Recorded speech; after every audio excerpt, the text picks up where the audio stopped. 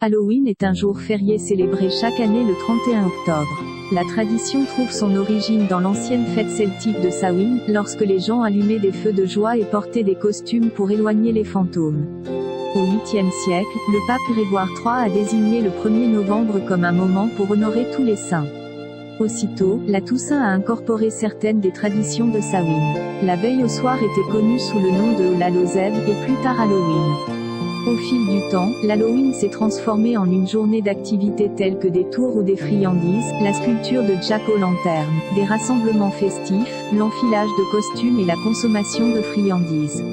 Les Celtes, qui vivaient il y a 2000 ans, principalement dans la région qui est maintenant l'Irlande, le Royaume-Uni et le nord de la France, célébraient leur nouvelle année le 1er novembre. Ce jour a marqué la fin de l'été et la récolte et le début de l'obscurité, hiver froid, période de l'année souvent associée à la mort humaine. Les Celtes croyaient que la nuit précédant la nouvelle année, la frontière entre les mondes des vivants et des morts s'était estompée. Dans la nuit du 31 octobre, ils célébrèrent Samhain, à ce moment, dans l'idée que les fantômes qui causent la mort et la désolation revenaient sur Terre. En plus de causer des problèmes et d'endommager les cultures, les Celtes pensaient que la présence des esprits d'un autre monde facilitait les prédictions sur l'avenir pour les druides ou prêtres celtes. Pour un peuple entièrement dépendant du monde naturel instable, ces prophéties étaient une source importante de réconfort pendant le long et sombre hiver. Pour commémorer l'événement, les druides ont construit d'énormes feux de joie sacrés, où les gens se rassemblaient pour brûler des récoltes et des animaux en sacrifice aux divinités celtiques. Pendant la célébration, les Celtes portaient des costumes, généralement composés de têtes et de peaux d'animaux, et essayaient de se raconter la fortune de l'autre. À la fin de la célébration, ils ont rallumé leur feu de foyer, qu'ils avaient éteint plus tôt ce soir-là, du feu de joie sacré pour aider à les protéger pendant l'hiver à venir. En 43 après Jésus-Christ, l'Empire romain avait conquis la majorité du territoire celtique. Au cours des 400 ans où ils ont régné sur les terres celtiques, deux fêtes d'origine romaine ont été combinées avec la célébration celtique traditionnelle de Samhain. Le premier était Feralia, le dernier jour du mois d'octobre où les Romains commémoraient traditionnellement des morts. La seconde était une journée pour honorer Pomona, la déesse romaine des fruits et des arbres.